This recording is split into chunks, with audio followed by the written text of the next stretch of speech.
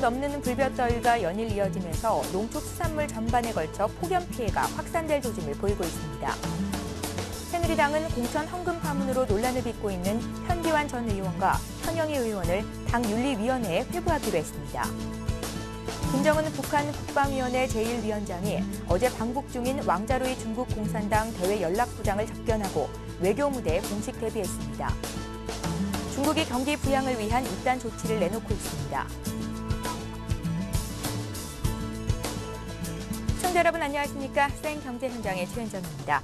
코스피 지수가 오늘 1% 넘게 하락했는데요. 자세한 마감 시황 김종성 기자 연결해 들어봅니다. 안녕하세요. 안녕하세요. 예, 오늘 코스피 지수가 외국인들의 매도 속에 1%대로 하락을 했는데요. 자세한 마감 시황부터 정리 부탁드립니다. 네, 오늘 코스피 지수는 전날보다 20.72포인트, 1.11% 내린 1846.68로 장을 마쳤습니다. 유럽 중앙은행이 통화정책회의에서 별다른 경기 부양책을 내놓지 못한 데 대한 실망감에 투자 심리가 위축되는 모습을 보였는데요. 개인과 기관이 주식을 사들였지만 외국인이 6거래일 만에 매도세로 돌아서며 지수도 1% 넘게 하락했습니다. 이날 외국인은 국내 증시에서 650억 원어치를 팔아치우며 지수 하락을 이끌었는데요. 연기금이 1,400억 원어치를 사들이는 등 기관이 225억 원어치의 매수율을 보인 가운데 개인들도 401억 원어치 순매수했지만 지수를 방어하지는 못했습니다. 프로그램 매매도 638억 원어치 매도 우위를 보였습니다.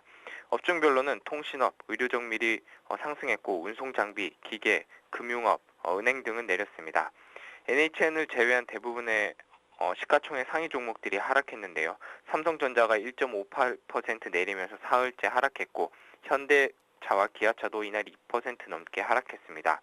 유럽 위기에 대한 우려가 다시 부각되면서 신한지주와 KB금융 등 은행주들도 하락세를 보였습니다. 반면 미국 스마트폰 시장 점유율이 한 단계 올라 4위를 차지했다는 소식에 LG전자와 LG디스플레이는 급등세를 보였습니다. 예. 글로벌 경기 침체에 따른 불확실성으로 불황이 장기화될 조짐을 보이자 기업들이 현금 보유 규모를 크게 늘리고 있다는 소식인데요. 자세한 내용 전해주십시오. 네, 서울경제신문이 23개 대기업의 연결 재무제표를 분석한 결과 6월 현재 상장사들이 보유한 현금성 자산은 76조 3,381억 원에 달하는 것으로 나타났습니다. 이는 지난해 같은 기간 6조 620억 원보다 21.8% 늘어난 것이고 6개월 전인 지난해 말보다는 2조 7천억 원 이상 많은 것입니다. 최근 1년 동안 현금 보유액을 늘린 기업이 전체의 70%인 17곳에 달했고 이 가운데 1조 원 이상 늘린 기업도 5개나 됐습니다. 보유 현금의 증가는 국내 대표 기업들에서 두드러졌는데요. 삼성전자의 경우 지난해 상반기에는 19조 700억 원의 현금을 가지고 있었지만 올해는 23조 8천억 원으로 1년 사이에 4조 원 가까이 늘었고 현대자동차도 3조 가까이 증가한 18조 5,430억 원을 금고에 쌓아두고 있었습니다. 문제는 이들 기업의 보유 현금 증가가 실적 호전에 따른 자금 유입 때문이 아니라 투자 축소의 결과물이라는 점입니다. 유럽 재정위기와 글로벌 경기 침체로 기업들이 투자를 통한 성장 전략을 펴기보다 만약을 대비해 현금을 쌓아두는 쪽으로 방향을 틀었기 때문인데요. 전문가들은 유럽 재정위기가 진행형이고 이에 따라 국내외 경기 침체가 단기화될 수 있다는 점에서 기업들의 현금 쌓아두기는 상당 기간 지속될 가능성이 높은 것으로 내다보고 있습니다. 예. 한편 최근 들어서 글로벌 경기 침체의 영향으로 안전자산 선호 현상이 심해지면서 외국인들의 국내 채권 보유 비중이 늘고 있다고요? 네, 그렇습니다. 금융감독원에 따르면 7월 외국인들의 국내 채권 보유 금액은 89조 6,530억 원으로 지난달보다 1조 3,080억 원이 늘었습니다. 외국인 채권 보유 금액은 올 들어서만 5조 200억 원이 늘었는데요. 이에 따라 외국인 채권 보유 금액은 기존 최고치인 지난 5월의 88조 5,460억 원을 훌쩍 넘어섰습니다. 특히 유럽계 자금 유입 규모가 늘어나고 있는 것이 특징입니다. 7월 유럽계 자금은 국내에서 모두 1조 6,736억 원어치의 채권을 순매수했는데요. 특히 노르웨이의 경우 7월에만 1조 4,850억 원을 사들이면서 올 상반기 순매수 금액 8천억 원이 2배 육박하는 모습을 보였습니다. 이처럼 외국인이 국내 채권을 사들이고 있는 것은 유럽 재정위기 여파로 안전자산 선호 현상이 점차 심해지고 있기 때문으로 풀이되는데요. 전문가들은 추가 금리 인하 기대감에 원화 강세가 누그러질 경우 외국인들의 국내 채권에 대한 러브콜은 계속될 것으로 보고 있습니다. 예, 오늘 증시 관련 소식은 김종성 기자에게 들어봤습니다. 고맙습니다. 고맙습니다.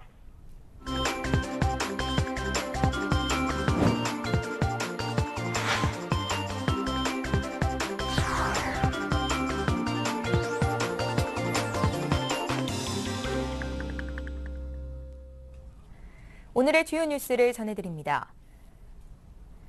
30도가 넘는 불볕더위가 연일 이어지면서 농축 수산물 전반에 걸쳐 폭염 피해가 확산될 조짐을 보이고 있습니다. 농림수산식품부는 폭염으로 닭, 오리, 돼지 등 가축이 잇따라 폐사하고 바지락 등 수산물 피해도 발생하자 피해를 최소화하기 위한 대책 마련에 나섰습니다. 어제까지 보험사에 접수된 보상 요구 건수는 60건으로 닭, 오리, 돼지 등 11만 5천 마리와 바지락 150톤이 폐사된 것으로 신고됐습니다. 농림부는 이달 중순까지 강한 일사와 고온에 따른 햇빛 대임 피해, 병충해, 석회 결핍증 등 생리 장애, 가축 식욕 저하, 폐사 등 피해가 우려된다며 철저한 관리 대책을 강조했습니다. 새누리당은 공천 헌금 파문으로 논란을 빚고 있는 현기환 전 의원과 현영희 의원을 당윤리위원회에 회부하기로 결정했습니다. 새누리당은 오늘 비공개 최고위원회의를 열고 4.11 총선 공천 헌금 파문에 대한 수습책을 논의하고 이같이 결정했습니다. 새누리당은 애초 사실 여부와 관계없이 대선 가도에 미칠 파장을 감안해 일단 현기환 전 의원은 자진 탈당, 현영희 의원은 검찰 자진 출두를 권고하는 쪽으로 방향을 잡았으나 당사자들이 혐의를 강력 부인하자 일단 윤리위 차원의 진상조사 결정을 내린 것으로 알려졌습니다. 이와 관련해 새누리당 비박 대선 주자들은 황우여 당대표의 사퇴 촉구와 함께 박근혜 전 비상대책위원장의 책임론을 주장하면서 경선 일정을 강행해서는 안 된다고 밝혔습니다. 지역구 공천 탈락 후 비례대표로 당선된 현영희 의원은 당시 공천위원이던 친박계 핵심 현기환 전 의원에게 3억 원을 건넸다는 의혹을 받고 있습니다. 김정은 북한 국방위원회 제1위원장이 어제 방북 중인 왕자루이 중국 공산당 대외 연락부장을 접견하고 외교 무대에 공식 데뷔했습니다. 조선중앙통신은 오늘 새벽 김 제1위원장이 왕 부장과 만났다고 전하면서 후진타오 중국 국가주석 등에게 인사를 전달하고 따뜻하고 친선적인 담화를 했다고 밝혔습니다. 김 제1위원장은 2010년 10월 후계자로 공식화된 이후 김정일 국방위원장의 외빈 접견 때 배석하기는 했지만 단독으로 외빈을 만난 것은 이번이 처음입니다. 김 제1위원장이 외교 무대 데뷔를 중국 인사 접견으로 시작함에 따라 북중 관계도 계속 강화될 것으로 예상됩니다. 중국이 경기 부양을 위한 이딴 조치를 내놓고 있습니다. 중국 인민은행은 현지 시간으로 어제 신중한 기조를 유지할 것이라고 밝히는 등 성장에 초점을 맞춘 통화 정책을 이어갈 것임을 강조했습니다. 인민은행은 웹사이트에서 현재 세계 경제에 대한 최대 위협은 여전히 유로 위기라면서 이 때문에 세계 경제가 이중 침체에 빠질 가능성이 있다고 경고했습니다. 또 적절한 시점에 미세 조정을 실행할 것이라고 밝혔습니다. 이에 대해 중국은행의 쭝리앙 이코노미스트는 은행 지급 준비율 추가 하향 조치가 뒤따를 것이라며 연말까지 2차례 더 이뤄질 것으로 전망했습니다.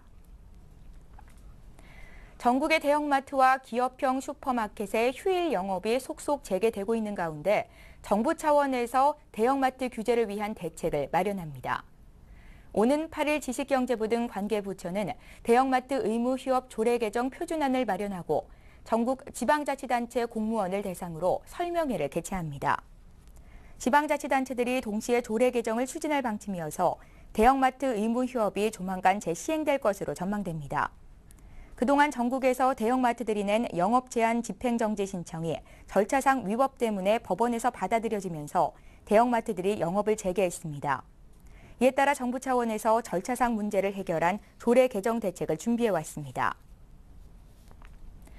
한국전력공사는 오늘 서울 강남구 상평동 본사에서 임시 이사회를 열어 전기요금을 평균 4.9% 인상하기로 의결했습니다. 지식경제부는 한전이 이날 의견된 내용을 제출하면 이에 대해 전기위원회를 열어 인상안을 심의 확정합니다. 지경부는 4월과 7월에 한전이 제출한 13.1%와 10.7% 인상안을 반려했고 인상률을 5% 미만으로 낮추라고 서면 권고했습니다. 이에 따라 한전 측은 이번 인상안이 통과될 가능성이 높은 것으로 보고 있습니다. 예, 어제였죠. 8월 2일 오후 한국방송통신위원회 전파진흥원에서 뜻깊은 행사가 열렸습니다. 서울경제TV 등 방송 관계자들이 모여 공공공익 프로그램 방영권 지원 협약식을 가졌는데요. 현장 소식 화면으로 준비했습니다. 한국방송통신전파진흥원은 어제 오후 1시 서울 광화문 KT 올레스퀘어에서 공공공익 프로그램 방영권 지원 협약식을 가졌습니다. 이날 행사에는 방송통신위원회 위원장과 방송통신전파진흥원장, 서울경제TV 등 방영권 지원 대상 방송사 관계자 80여 명이 참석했습니다. 행사는 방송통신위원장의 인사말과 방영권 지원 설명회, 방영권 지원 협약 체결 및 협약서 전달식 등의 순서로 진행됐습니다. 강동환 방송통신위원회 방송통신진흥정책과 사무관은 공공공익 프로그램 방영권 지원 사업은 지난 2010년부터 2011년 사이에 제작된 우수 공익 콘텐츠를 중소방송사와 지역방송사에 무료 공급하는 것으로 방송사의 콘텐츠 수급 개선과 공공 프로그램의 시청자 접근권을 확대하는 데 도움을 줄 수 있다고 설명했습니다. 방영권 지원 사업은 콘텐츠 수급에 어려움을 겪는 국내 중소방송사의 현실을 개선하고 저희 제작 지원 콘텐츠가 사장되는 문제점을 해결하기 위해서 추진하게 됐습니다. 홍종배 방송통신전파진흥원 콘텐츠진흥부장은 서울경제TV를 비롯해 지원 대상 39개 방송사가 이번 달부터 오는 11월까지 4달 동안 해당 콘텐츠를 송출하게 될 것이라며 중소방송사들도 향후 스마트 미디어와 엔스크린 보급에 발맞춰 자체 제작한 콘텐츠를 유통시키기 위해 새로운 판로 개척에 힘써주기를 기대한다고 말했습니다. 예, 새누리당의 공천 헌금 논란이 도마 위에 올랐습니다. 대선을 불과 4개월여 앞둔 시점인데다가 공천 부정 혐의가 사실로 밝혀질 경우에 새누리당은 물론이고 박근혜 후보의 대선 가도에도 걸림돌이 될 것으로 전망이 되고 있는데요. 자세한 내용을 임세원 기자 연결해 들어봅니다. 안녕하세요. 네, 임세원입니다. 예, 새누리당의 4월 공천 총선 과정에서 공천위원인 현기환 전 의원이 후보자였던 현영희 비례대표 의원에게 3억 원을 받았다는 의혹이 일었는데요. 새누리당이 오늘 두 사람을 당 윤리위원회에 넘겼다고요? 네, 그렇습니다. 새누리당은 오늘 오전 긴급 최고위원회의를 열어 공천 헌금 파문을 일으킨 현기환 전 의원과 현영희 의원을 당 윤리위에 회부해 진상을 조사하기로 결정했습니다. 두 사람은 이날 최고위에 참석해 결백을 주장했는데요. 당초 새누리당 지도부는 두 사람에게 출당 등 강력한 조치를 할 생각이었습니다. 그러나 두 사람이 거부하자 일단 당 차원의 진상조사부터 하기로 수위를 낮췄습니다. 한편 김문수, 임태희, 안상수, 김태호 대선 예비 후보들은 합동 기자회견을 열어 총선 당시 원내대표였던 황우여 대표가 사퇴하지 않으면 경선에 불참하겠다고 압박했습니다. 이들은 또 1인 4당화의 결과라며 박근혜 후보를 공격하기도 했습니다. 당 최고위는 현재 황 대표의 거취를 논의하는 중입니다. 예, 당사자들은 검찰에 출두하겠다는 입장을 밝혔다고요? 네, 그렇습니다. 현기환 전 의원은 오늘 오후 부산지방검찰청에 출두할 계획입니다. 현기환 전 의원은 탈당은 진실규명과 관계없는 정치적인 행위일 뿐이라고 일축했습니다. 또 현영희 의원의 수행비서이자 이번 사건의 제보자인 정모 씨를 무고죄로 고소할 계획입니다. 현영희 의원 역시 조만간 검찰에 나가겠다고 알렸습니다. 검찰은 오늘 오전 제보자 정모 씨를 소환해 조사했습니다. 정 씨는 당시 작성한 100조 분량의 일지를 제출했고 검찰은 돈을 준 장면이 찍힌 CCTV를 입수해 살펴보고 있는 것으로 알려졌습니다. 예, 시청자들의 상당수는 아직도 돈을 주고 공천을 사는 행위가 일어나냐고 질문을 하시는데요. 새누리당이 공천 쇄신을 부르짖지 않았습니까? 네, 그렇습니다. 새누리당은 지난 2월 공천위원회를 10명으로 구성하면서 외부 인사를 중심으로 짰고 당내 의원은 현기환 전 의원을 비롯해 권영세 전 사무총장 등 3명뿐이었습니다.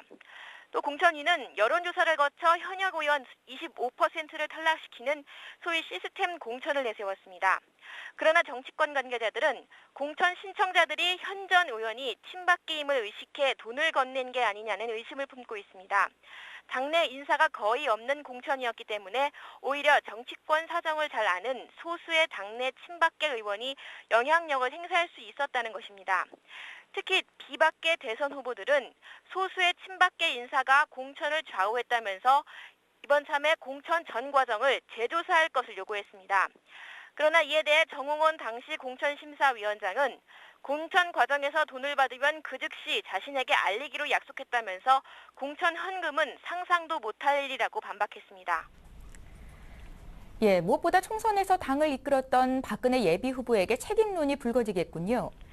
네, 여야를 막론하고 가장 유력한 대선 주자인 박근혜 후보는 이번 사건으로 가장 큰 타격을 받게 됐습니다. 그는 새누리당 비상대책위원장으로 공천을 줬고 이후 총선을 지휘하며 승리했습니다. 현실적으로 박 후보가 공천 과정에 직접 일일이 개입할 가능성은 적다는 게 정치권의 중론입니다. 하지만 박 후보가 사실상 당대표였고 측근 인사가 공천 헌금 논란에 휘말린 자체는 구태 정치로 비치면서 박 후보에게 흠집을 낼 것으로 보입니다. 예, 앞으로 대선 경선과 본선이 남아있는데요. 이 과정에서도 막대한 비용이 들어가겠지요. 네, 그렇습니다. 현재까지 새누리당과 민주통합당의 대선 후보들은 경선 과정에서 후보당 4억 원에서 6억 원 정도의 돈을 썼다고 밝혔습니다. 이 액수는 대선 출마자가 중앙선거관리위원회에 내야 하는 기타금 6천만 원이나 각 당에 내야 하는 기타금인 최고 4억 원을 제외한 액수입니다. 정치권에서는 대선 후보 경선 과정에서만 약 15억 원이 들 것으로 예상하고 있는데요. 한마디로 대선은 후보나 정당에게 모두 돈 먹는 하마라고 할 수 있습니다. 이 비용에 대해 후보들은 주로 주택을 담보로 대출받거나 지지자에게 받는 후원금 또는 출판 기념회 수익금으로 메웠다고 밝혔습니다. 예, 지금까지 정치부의 임세원 기자였습니다. 고맙습니다. 네, 고맙습니다.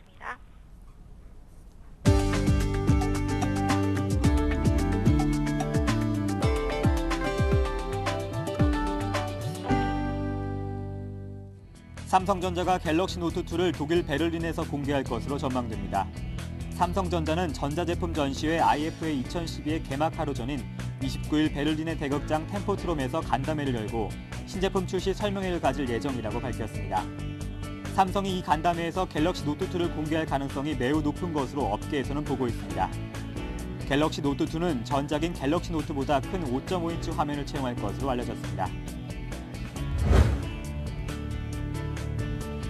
서울중앙지검 첨단범죄수사 2부는 온라인 게임 메이플스토리 이용자 1,320만 명의 개인정보 유출 사건과 관련해 운영업체 넥슨에 대해 최근 증거 불충분으로 불기소 처분했다고 밝혔습니다.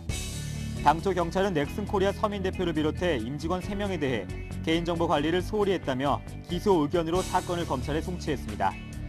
그러나 검찰 조사에서는 넥슨이 개인정보 관리를 게을리했다고 보기 어렵다 판단해 무혐의 처분을 내렸습니다. LG전자가 옵티머스 시리즈의 선전으로 북미 스마트폰 시장 점유율 순위가 한 단계 올랐습니다. 미국의 시장조사 기관에 따르면 LG전자는 2분기에 미국에서 210만 대의 스마트폰을 판매하며 시장 점유율 8.2%를 기록해 동종업계 4위로 올라섰습니다. 지난 1분기에는 블랙베리 제조사인 리서치앤모션사가 4위를 차지했지만 2분기에는 블랙베리 판매량이 떨어지면서 LG전자와 HTC가 4위와 5위로 올라섰습니다. KT는 올해 2분기 영업이익이 3,717억 원으로 지난해 동기보다 14% 감소한 것으로 잠정 집계됐다고 공시했습니다. 매출액은 5조 7,733억 원으로 8.1% 증가한 반면 순이익은 2,380억 원으로 43.4% 줄었습니다. LTE 가입자 확보를 위한 마케팅 비용을 지출하면서 영업이익과 순이익이 줄어든 것으로 풀이됩니다. 예, 오늘 생경제 현장은 여기까지입니다. 저희는 월요일 이 시간에 다시 찾아뵙겠습니다. 고맙습니다.